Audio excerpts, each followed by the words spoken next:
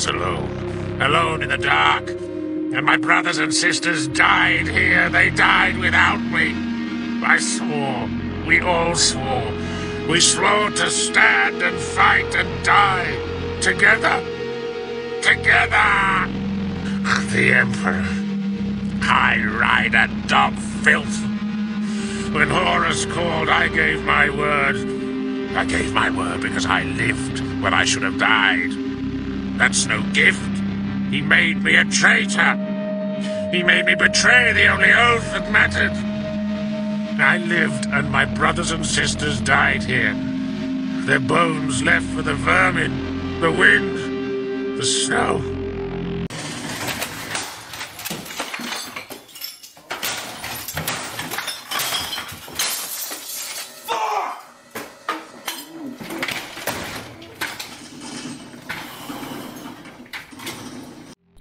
Angron is nothing more than a creature of rage, purely driven by hatred and the desire to destroy everything that the Emperor built.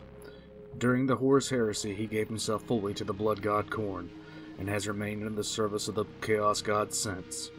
While many believe the most tragic of all the Primarch's tales will be that of Magnus the Red, the loyal son whose mistake cost both the future of the Imperium as well as his homeworld, it was his own mistake that drove him down that path.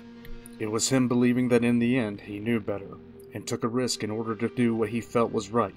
In his attempt, he destroyed any chance that the Webway project could be completed easily, and also made it almost impossible for the Emperor to take part in the war against Horus. He also doomed himself, his legion, and his homeworld. Yes, the Emperor made a drastic error, not telling perhaps the only son who would understand his intentions for the Webway. But the Emperor's error in not telling Magnus about the Webway project pales in comparison to the handling of Angron. Not in universal impact, for Angron was simply one of 9 who turned on the Emperor, but personal impact. Of all the Primarchs who sided with Horus in the war, the only one who did not truly betray him in the end was John C. Give me a second. Hey, you remember how I told you I wanted to make out of a serious video this time instead of all the jokes and stuff? Yes, Commissar. Yeah, next time remember that. As I was saying, the only one of the Primarchs that did not actually betray the Emperor was Angron, because you cannot betray someone if you have no loyalty to them in the first place. The Emperor loved mankind, that much is certain, but he did not have the ability to place himself in the shoes of others. He was masterful at reading them, seeing their wants and desires, but at the end of the day, if he decided to acknowledge those feelings, it was purely to placate and not out of empathy. He had the ability to reason with even the most unreasonable. But again, it was up to him when he would use this gift, and he only used it either when he had the time or was curious. We see this in the short story, The Last Church. In this story, the Emperor, cloaking himself using his psychic abilities, speaks with the last priests on Terra during the Unification Wars. The Emperor, despite his vast knowledge and wisdom, was still trying to grasp why some humans clung to religion, even at the expense of their lives. He debated the priest for hours, deconstructing his arguments, promoting his own ideas. Even as the priest persisted in his faith, when the Emperor made the point that religion had been used to justify a wholesale theft and genocide, the priest had had enough, and may go down as the only human in history to tell the Emperor to get the hell off his property. Do me a favour, off outside, get a big deep breath of fresh air. Piss off. Yeah. Go on, outside, outside. Hey, look at me, off. The Emperor then took off his psychic mask, showing himself to the priest, who then realized that the very event that had turned him down the path of religion had been nothing more than the Emperor speaking to him in the distant past. The Emperor, for his part, had decided to recruit the priest into his ranks, admiring him for his intelligence and assertiveness. But as the Emperor explained his vision for mankind to the priest opted instead to die alongside his church.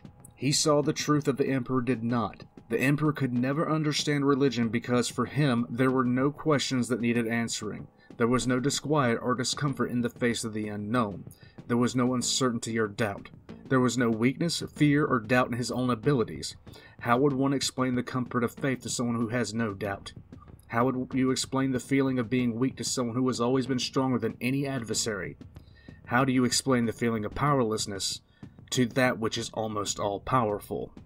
The Emperor did not and could not understand faith, even though he actually wanted to, because the reasons that people turned to faith were completely absent from him. He lacked the context, and for some matters, context is all that matters.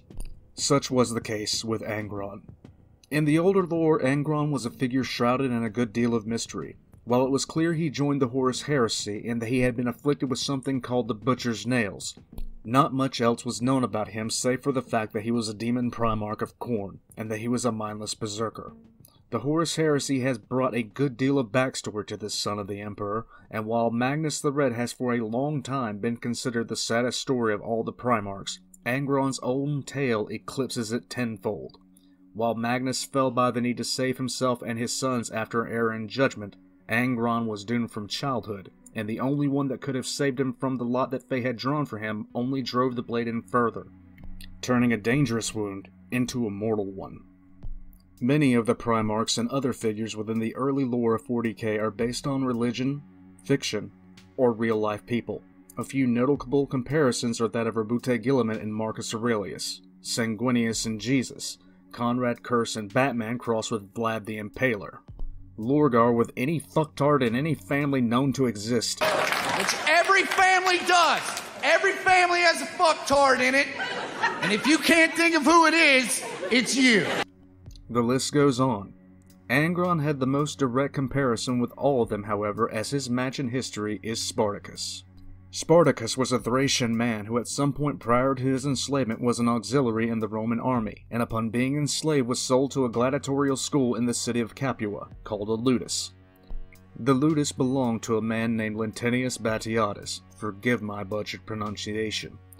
Sometime after his enslavement, Spartacus planned an escape with the help of his fellow gladiators Crixus, Gannicus, Costus, and Onomius.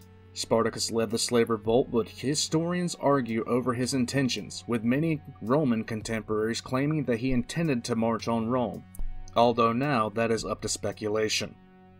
The numbers of Spartacus's army swelled as he marched towards Cisalpine Gaul, defeating 2 consular armies before having to fall back towards central Italy. The Romans placed command of the 2 defeated consular armies, as well as several thousand reinforcements, in the hands of Marcus Crassus. Under Crassus's leadership, the Romans eventually drove the slave army until Spartacus brought his remaining strength to bear in the Battle of the Scialas River. Spartacus's entire army was defeated, but his body was never found, although all the contemporary historians claimed that Spartacus had been killed. With that out of the way, let us now look at the personal history of Angron. During the scattering of the Primarchs, thanks, Erda. So I'd like to thank my mom. Especially my mom. My mom. My mother. My mother. Mi madre. Hunter, pistol, give a shit, bitch! Bitch! Angron came to rest on the world in Usiria, which was most likely in the Ultima Segmentum. Soon after he emerged from his gestation capsule, he was found by a local slaver, who found him almost mortally wounded and surrounded by multiple Xenos corpses. The Primarch was subdued, chained, and enslaved, which even with the Primarch being so young would have been an impossible task considering their capabilities. We can only assume that he was barely clinging to life, and the slaver themselves used extensive failsafes to ensure the Primarch didn't add to his tally of bodies. The word used to describe the amount of the dead was scores, which usually means a group of 20. At the very least, if the slaver was being completely honest with the number, the gross minimum number of Xeno dead at the hands of the newly emerged Primarch was 40. Let us take a moment to admire the sheer balls of this slaver, who came on a battlefield where there were a bunch of corpses, and in the middle of that was a large child who had apparently killed them all with a rock in his bare hands. And instead of saying, "Fuck this shit, I'm leaving," he decided to enslave the child. To those who still haven't grasped what I'm saying the following. Primarchs are so powerful that one that at best could be compared to a 5-year-old human massacred upwards of 40 trained Xeno warriors. And who were these warriors that I speak of? The fucking Eldar. I'm sorry, your blood One of those pressure. knife-eared shits with the ability to see the future, snorted a light of chems, and dreamed that Angron was going to turn into Mega Satan, and he decided to do something about it. Did he go all out? No. He literally had a vision that this kid was going to turn into Mega Satan, and instead of doing what any rational, advanced spacefaring civilization would do, and simply shooting giant fuck-off lasers from orbit on him until there wasn't an atom left, he just sent a bunch of infantry and thought, it'll be fine, before he fucked off back to lamenting about the time his great aunt shoved a pineapple up her ass and birthed a chaos Commissar. god. That's fucking it. May the Emperor bless you all. The Commissar is resting now. I would like to thank you all for tuning into the Voxcast today. If you are enjoying today's Voxcast, please leave a like on this video and subscribe if you haven't already. The Commissar also has decided to open a Patreon, so if you feel so inclined, check the description down below.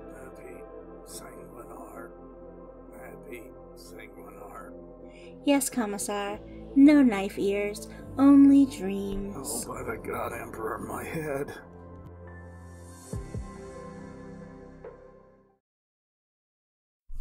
Thank you once more, Sister Evelyn. Okay, now what was I talking about? Right. Angron was taken to the city of Daesha and was immediately thrown into a gladiatorial pit, where he was forced to kill everyone for himself to survive. He was bought by the rulers of the city, who also happened to own the arena, and was given their name, Valkyr, which meant Child of the Mountain.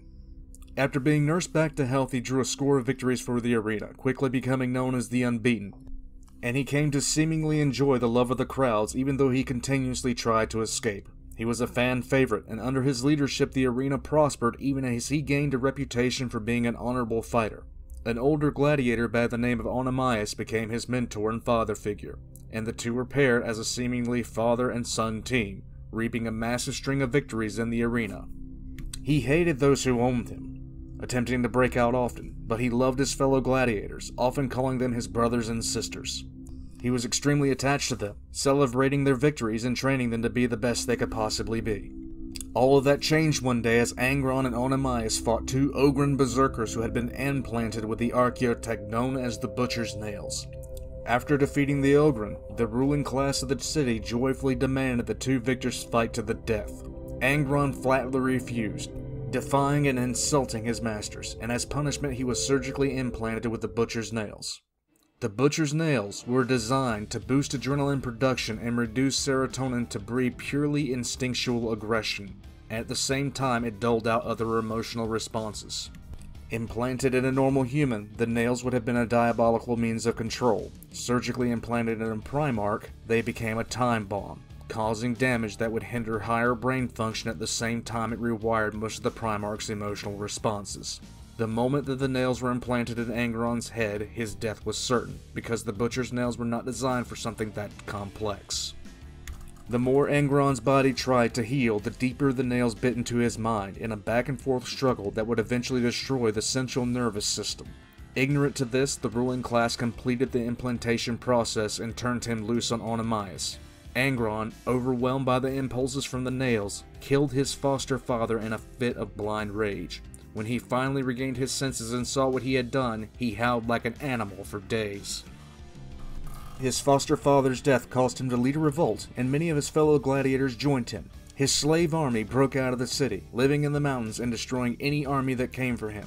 During their time plundering the countryside, they became known as the Eaters of Cities. Eventually, though, 7 large armies began to surround Angron's small force. Starvation set in, and Angron, even though afflicted by the nails, loved his fellow gladiators so much he was willing to feed them with blood from his own veins to keep them alive.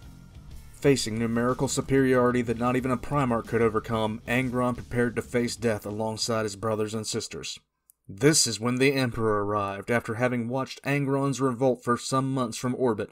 The Emperor and a small force of custodies landed among Angron's slave army, and he was offered command of the 12th Space Marine Legion and a place at the Emperor's side. Even as shocked as Angron was, he refused, saying his place was at the side of his brothers and sisters.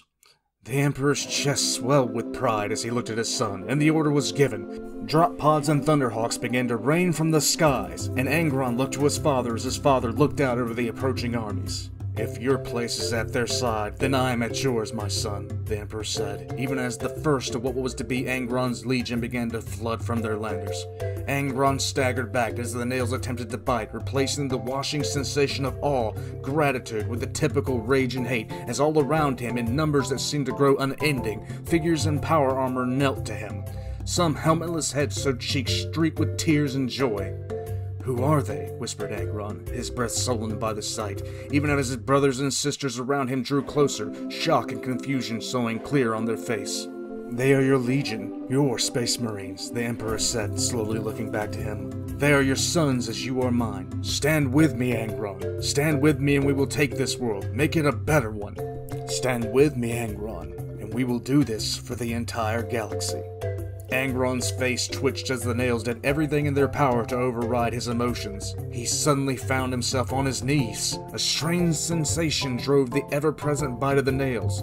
Joyous cries echoed off the mountain from the starved and exhausted slaves, even as the armies below seemed to wave like blown grass. The men and then suddenly fearful. The Emperor then turned to Angron and his army. Stand with me, and I will stand with all of you. The mountainside thundered as the arenas once had with the sound of his name. We are the eaters of cities, whispered a young gladiator next to Angron. But they, she whispered through a smile, they are the eaters of worlds. Angron's hand came down on her shoulder. We have won, my sister, he whispered to her. Then Angron stepped away from his brothers and sisters to stand at the side of his newly found father. His father said nothing for a time as Angron watched what was to be his legion rapidly assemble for war, his face still twitching as the implants tried to suppress his emotions. You would have died with them, wouldn't you? Angron looked to his father's question, to the ragtag slaves who were still chanting his name, now standing in some cases shoulder to shoulder with his space marines. He nodded slowly. The Emperor closed his eyes. Such nobility, such honor. You and your legion will do great things, my son. It's all bullshit. All of it.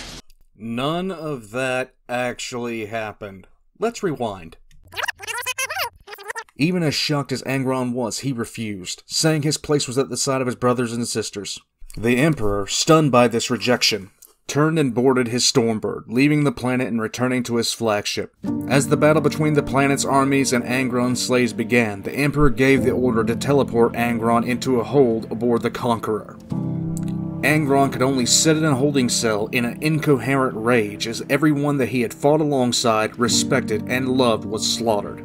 The Custodes, having surrounded him once he met the Emperor, lowered their weapons at him. Angron promptly killed one of them, ready to turn on the Emperor.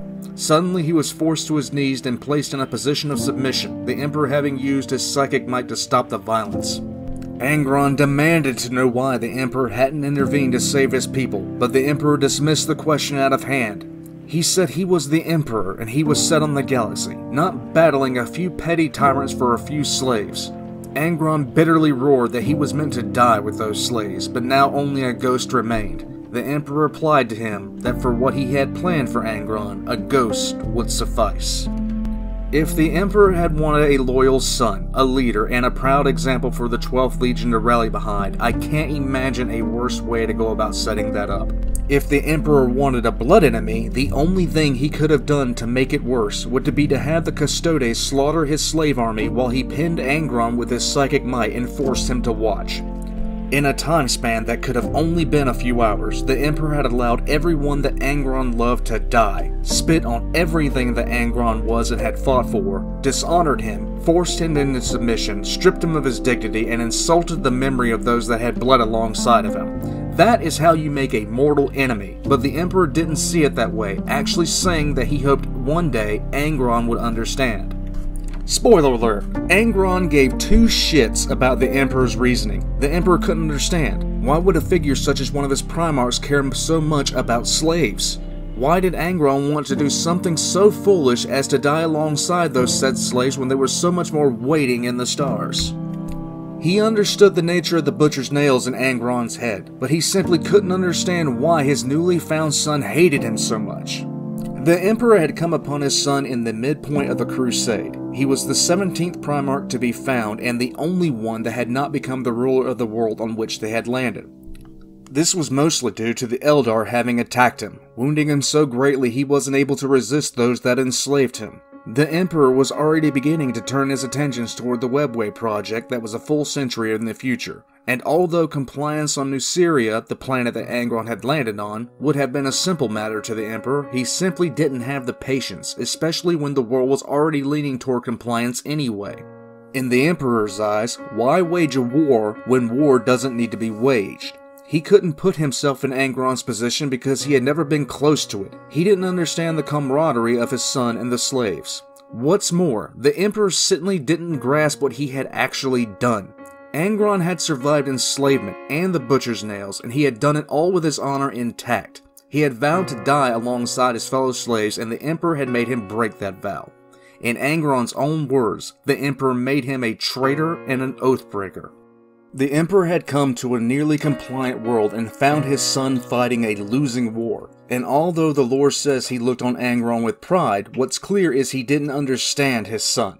Just as the Emperor couldn't understand faith, he couldn't understand why his creation refused to join him and would rather stand, fight, and die with a rabble of slaves. This is why it's important to see this decision in context with the attitude and outlook of the Emperor.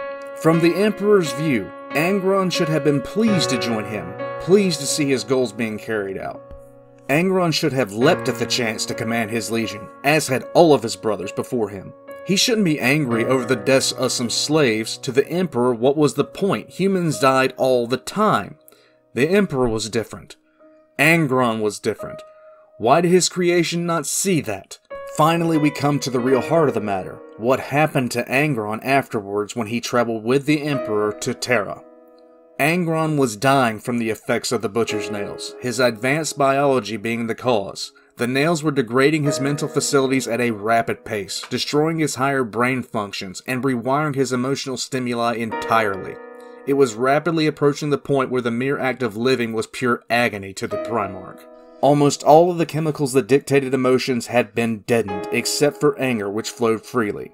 Anger was the only thing the Primarch could take any sort of pleasure from. Everything caused Angron pain, even breathing. What's very telling is that the Emperor thought that he could remove the nails, but decided not to because of how difficult it would be considering how integrated the implants were into Angron's mind. He chose not to in the end because of the risk of losing one of his Primarchs that could, for the time being, still lead an army. Most newly found Primarchs and their legions shadowed under another established Primarch and their legion, often to ensure that the newly found general understood how the Great Crusade was to be carried out. Not Angron, who was given direct control of his legion almost immediately upon leaving the Emperor's side on Terra. I discussed in detail in the first Voxcast that the Emperor viewed his son as tools. The Emperor saw Angron as a broken tool, and wanted to get as much use out of him as possible before the end. Whatever Angron might have been as a leader and as a general, we will never know. What the Emperor did ensured that at the very first opportunity Angron would turn on him. Even as damaged as Angron was, he still could have been saved, but the only one to extend him a hand in friendship was fucking Lorgar. What was the Emperor's mistake here? Impatience, hubris, and a complete lack of humility. Angron knew brotherhood from watching the backs of his friends, both women and men, who even though he was so superior to them, still watched his own. Angron knew the honor that came from adversity, knew the taste of defeat and pain, and the nobility of facing down an enemy that he had no chance of winning against. Even fighting against the ever-present agony of the butcher's nails, Angron knew sacrifice and love. Actually opening his arteries to keep his brothers and sisters alive even for another day, even as they awaited the 7 armies that would eventually put them all to the sword. The Emperor unintentionally destroyed that man, ripping out his nobility and honor in a single decision. The Emperor's mistake turned that man into this.